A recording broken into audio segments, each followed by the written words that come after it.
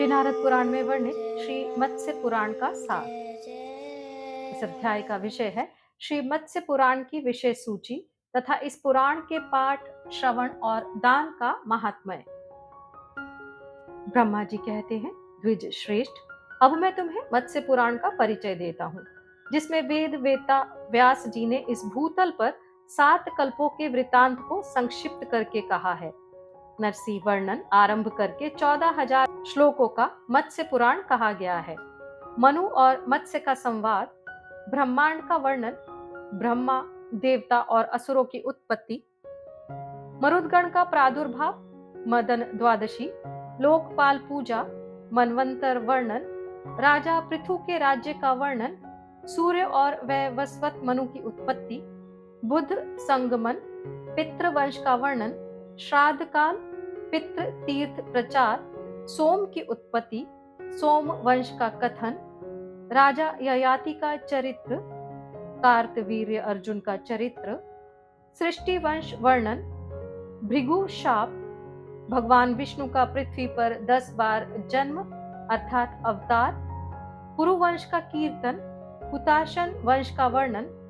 पहले क्रियायोग फिर पुराण कीर्तन, नक्षत्र व्रत, पुरुष व्रत, मार्तंड शयन व्रत, श्री कृष्णाष्टमी व्रत, रोहिणी चंद्र नामक व्रत, तड़ाग विधि की महिमा, वृक्षोत्सर्ग,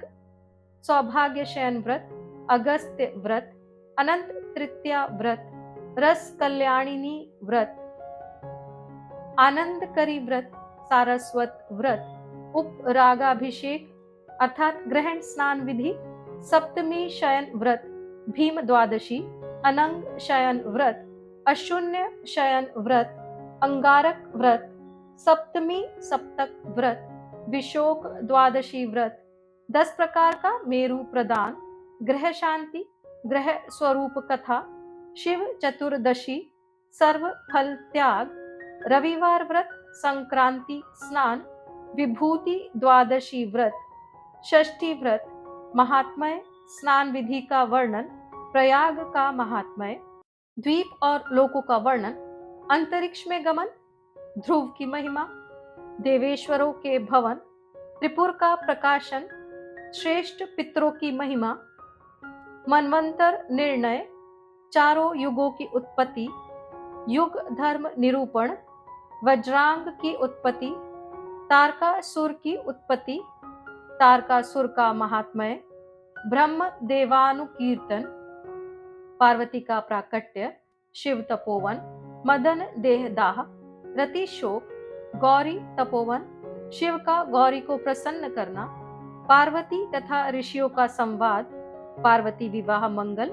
कुमार कार्तिकेय का जन्म, कुमार की विजय, तारकासुर का भयंकर वध, नरसिंह भगवान की कथा, ब्रह्मा जी की सृष्टि, अंधकासुर का वध, वाराणसी महात्म्य, नर्मदा महात्म्य,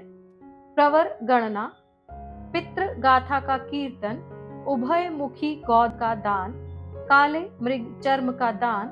सावित्री की कथा, राज धर्म का वर्णन, नाना प्रकार के उत्पातों का कथन, ग्रहणांत, यात्रा निमित्तक वर्णन, स्वप्न मंगल कीर्तन, ब्राह्मण और वाराह का महात्म्य, समुद्र मंथन, कालकूट की शांति, देवासुर संग्राम, वास्तु विद्या, प्रतिमा लक्षण, देव मंदिर निर्माण, प्रसाद लक्षण, मंडप लक्षण, भविष्य राजाओं का वर्णन,